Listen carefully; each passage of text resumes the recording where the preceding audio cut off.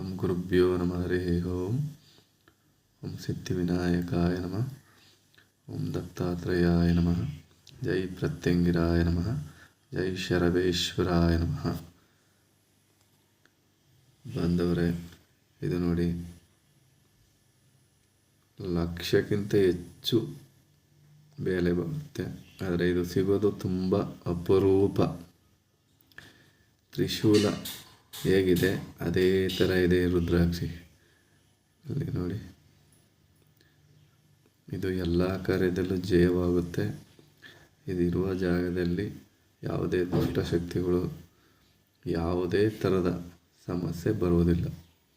ಇದು ತುಂಬ ಸಿಗೋದು ಕೋಟಿಗೊಂದು ಅಂದರೂ ತಪ್ಪಾಗಲ್ಲ. ಇದು ಸಿಗಲ್ಲ.